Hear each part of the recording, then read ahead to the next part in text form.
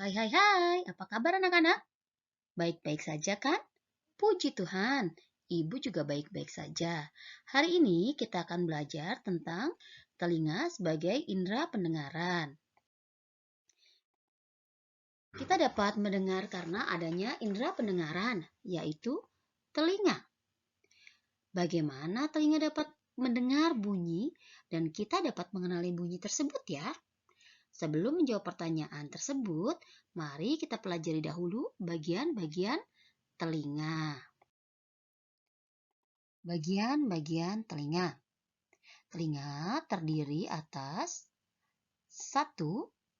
Telinga bagian luar, 2. Telinga bagian tengah, dan yang ketiga adalah telinga bagian dalam. Yuk kita lihat bagian-bagiannya ya. Ini lihat yang pertama adalah, lihat ya nomor 1.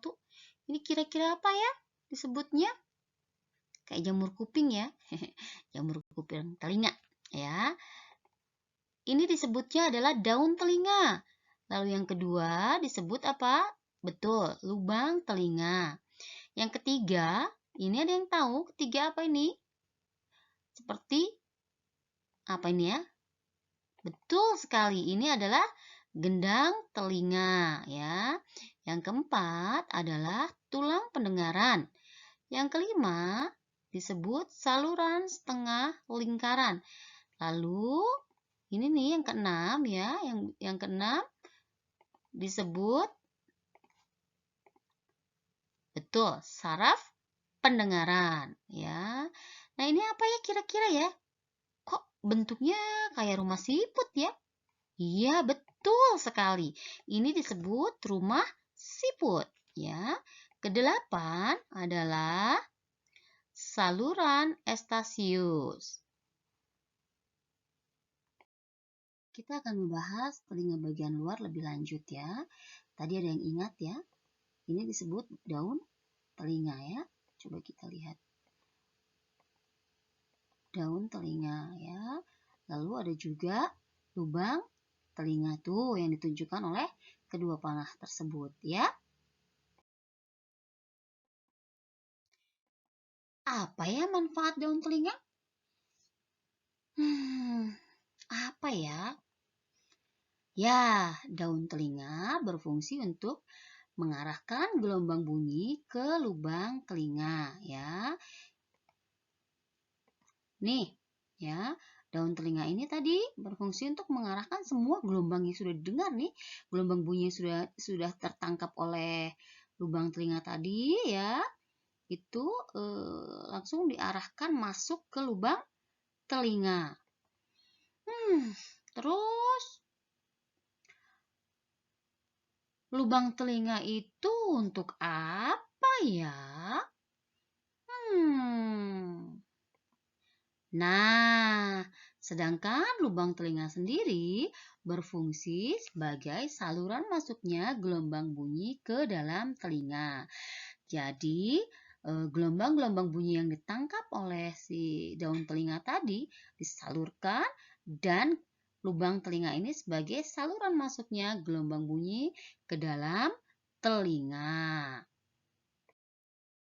Kita lanjut ke telinga bagian tengah ya. Ini gambarnya kita lihat. Yang pertama ini adalah tulang pendengaran. Ya, ini tulang pendengaran ditunjukkan oleh panah. Lalu selanjutnya gendang telinga ya ditunjukkan oleh panah, kalian bisa lihat. Lalu yang terakhir adalah saluran estasius. Tulang pendengaran ya berfungsi sebagai penangkap getaran dari gendang telinga. Jadi setelah didengar oleh gendang telinga, maka ditangkaplah oleh si tulang-tulang pendengaran tadi. Nih lihat ya, gendang telinganya. Gendang telinga yang merupakan selaput merentang sebagai batas telinga luar dengan telinga dalam. Nih lihat ya, ini adalah gendang telinga. Sedang ini adalah saluran telinga tadi atau lubang telinga tadi ya. Jadi gendang telinga ini adalah sebagai pembatas telinga luar dengan telinga bagian dalam. Gendang telinga ini merupakan selaput merentang ya, jadi merentang dia dari atas ke bawah ini Ya, kita lanjut dengan saluran Eustachius. Tabung Eustachius ini ya, ini di sini tabungnya ya. Ini tabung Eustachius ini menghubungkan telinga tengah dengan rongga mulut ya. Jadi ini telinga tengah ini di sini ya, disambungkan dengan ini ke sini adalah rongga mulut ya. Yuk kita lanjut ke telinga bagian dalam. Ini gambarnya ya. Ada yang ditujukan oleh panah-panah ini kita akan bahas ya. Ya. Yang pertama adalah saluran setengah lingkaran ya. Ini disebut saluran setengah lingkaran karena bentuknya ada 3 ini sebetulnya. Ada 3 bentuknya seperti setengah lingkaran, tidak lingkaran penuh gitu, tidak ya. Lalu kita lanjut lagi ke syaraf pendengaran ya. Ini syaraf pendengaran. Kita lanjut lagi dengan selanjutnya rumah siput ya. Yuk. Saluran setengah lingkaran itu apa ya? Saluran setengah lingkaran berperan sebagai alat keseimbangan ya. Jadi fungsinya atau perannya adalah sebagai alat keseimbangan. Lalu syaraf pendengaran mengirim rangsangan bunyi ke otak ya. Syaraf pendengaran ini mengirim rangsangan bunyi ke otak. Otak kemudian menerjemahkan bunyi yang terdengar. Nah, sedangkan rumah siput fungsinya atau rumah siput atau koklea ya disebutnya. Di dalamnya terdapat alat korti yang mengandung syaraf pendengar. Syaraf pendengar menghubungkan reseptor bunyi dengan otak. Jadi ini sama ya, menghubungkan dengan ini satu rangkaian ya.